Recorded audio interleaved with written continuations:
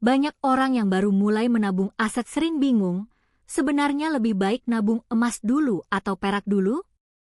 Pertanyaan ini kelihatannya sederhana, tapi jawabannya tergantung kondisi masing-masing orang.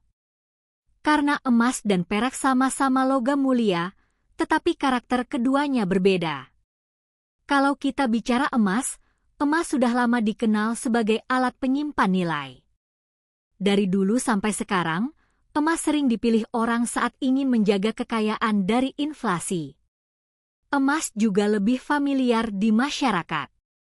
Hampir semua orang tahu emas, lebih mudah dipahami, dan di banyak tempat lebih mudah dijual kembali. Pergerakan harganya juga umumnya dianggap lebih stabil dibanding perak. Karena itu, emas sering cocok untuk orang yang ingin menyimpan nilai uang dalam jangka menengah sampai panjang dengan rasa lebih tenang. Sekarang kita bicara perak. Perak punya keunggulan utama di harga yang lebih terjangkau.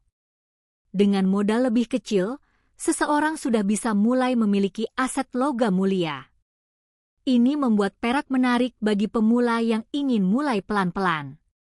Selain itu, perak juga banyak dipakai di industri, seperti elektronik, energi surya, dan berbagai kebutuhan teknologi lainnya.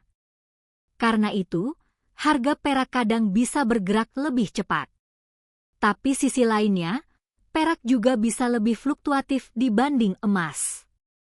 Jadi kalau dana kamu masih terbatas dan ingin mulai dari nominal ringan, perak bisa jadi pintu masuk yang menarik. Kamu bisa mulai belajar disiplin menabung aset nyata tanpa harus menunggu dana besar. Tetapi kalau kamu punya dana yang lebih siap dan tujuan utama adalah menjaga nilai uang dengan risiko pergerakan yang lebih nyaman, emas sering menjadi pilihan pertama. Lalu bagaimana kalau masih bingung? Jawaban praktisnya, kamu tidak harus memilih salah satu secara mutlak. Banyak orang justru menggabungkan keduanya. Emas dijadikan pondasi penyimpan nilai, sementara perak menjadi pelengkap dengan potensi pertumbuhan yang berbeda. Jadi bukan soal emas melawan perak, tapi bagaimana menyesuaikan dengan tujuan keuanganmu. Yang paling penting, jangan hanya sibuk memilih tetapi tidak mulai sama sekali. Karena seringkali orang terlalu lama berpikir antara emas atau perak, sementara uangnya terus habis untuk hal konsumtif. Padahal langkah kecil yang konsisten jauh lebih berharga daripada rencana besar yang tidak pernah dijalankan. Kalau kamu tipe orang yang suka stabilitas dan ketenangan, emas bisa lebih cocok. Kalau kamu ingin mulai dari nominal ringan dan siap dengan pergerakan harga yang lebih aktif, perak bisa dipertimbangkan.